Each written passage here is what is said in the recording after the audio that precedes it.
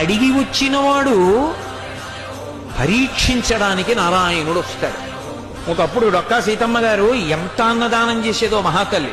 ఓ బ్రాహ్మణుడు వచ్చాడు, కూర్చోబెట్టి అన్నం పెడుతోంది. ఆయన అన్నాడు, నాకు పెళ్ళవలేదు, ఇన్నాళ్లకు ఓ పెళ్లి కూతురు ఒప్పుకుంది చేసుకుంటానని, కానీ బంగారు ఆభరణం ఏదైనా పెట్టమంది, ఏదైనా ఆభరణం ఇస్తే అన్నం తింటా, లేకపోతే తిన్నన్నాడు. అప్పటికే అన్నదానానికి ఆవిడ ఒంటి మీద నగలన్నీ వెళ్ళిపోయి ఒక్క కంటి ఉంది. ఆవిడ భర్త వంక చూసి కంటిచ్చేస్తానంది. ఆయన పక్కకి రమ్మనన్నాడు, అన్నీ అయిపోయాయే, ఆ కంటె ఒకటే ఉంది. ధూర్త బ్రాహ్మణుడు అన్నం పెడితే బంగారం అడుగుతున్నాడు, ఇవ్వకు, తినకపోతే పోతాడన్నాడు. తప్పు. అతిథి విష్ణు స్వరూపం, అభ్యాగతి స్వయం విష్ణు.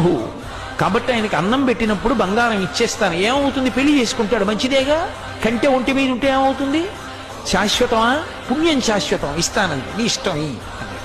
కంటె తీసి ఇచ్చింది. ఆ కంటి తీసుకెళ్లి అరిటాక్ కింద పెట్టి ఆయన అన్నం తినేశాడు సంతోషంగా. ఉత్తరాపోసనం పట్టాడు, చేయగడుక్కోవడానికి బయటికి వెళ్ళాడు. ఊరంతా కలిపి ఎంత ఉంటుంది ఆ గన్నవరం.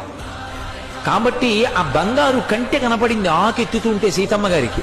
అయ్యో వెర్రి బ్రాహ్మడు కంటె మరిచిపోయాడని పరిగెత్తుకెళ్ళారు పిలుద్దామని. కనపడలేదు. భర్తని పిలిచి వెతకమన్నారు, ఎక్కడా కనపడలేదు.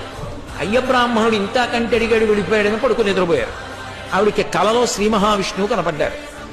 సీతమ్మ, ఇంతమందికి అన్నం పెడుతున్నావే, ఒక్కసారి నీ చేతి అన్నం తినాలనిపించి. అడిగి వచ్చినవాడు పరీక్షించడానికి నారాయణుడు వస్తాడు. ఒకప్పుడు డొక్కా సీతమ్మ గారు ఎంత అన్నదానం చేసేదో మహాతల్లి. ఓ బ్రాహ్మణుడు వచ్చాడు, కూర్చోబెట్టి అన్నం పెడుతోంది. ఆయన అన్నాడు, నాకు పెళ్ళవలేదు, ఇన్నాళ్లకు ఓ పెళ్లి కూతురు ఒప్పుకుంది చేసుకుంటానని, కానీ బంగారు ఆభరణం ఏదైనా పెట్టమంది, ఏదైనా ఆభరణం ఇస్తే అన్నం తింటా, లేకపోతే తిన్నన్నాడు. అప్పటికే అన్నదానానికి ఆవిడ ఒంటి మీద నగలన్నీ వెళ్ళిపోయి ఒక్క కంటి ఉంది. ఆవిడ భర్త వంక చూసి కంటిచ్చేస్తానంది. ఆయన పక్కకి రమ్మనన్నాడు, అన్నీ అయిపోయాయే, ఆ కంటె ఒకటే ఉంది. ధూర్త బ్రాహ్మణుడు అన్నం పెడితే బంగారం అడుగుతున్నాడు, ఇవ్వకు, తినకపోతే పోతాడన్నాడు. తప్పు.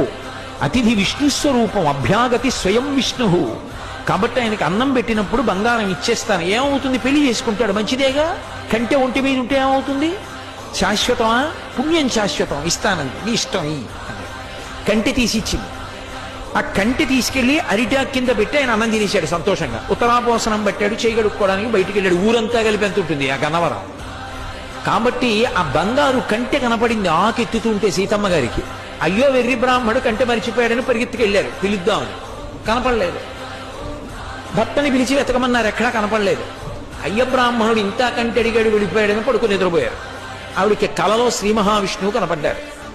సీతమ్మ, ఇంతమందికి అన్నం పెడుతున్నావే, ఒక్కసారి నీ చేతి అన్నం తినాలనిపించి.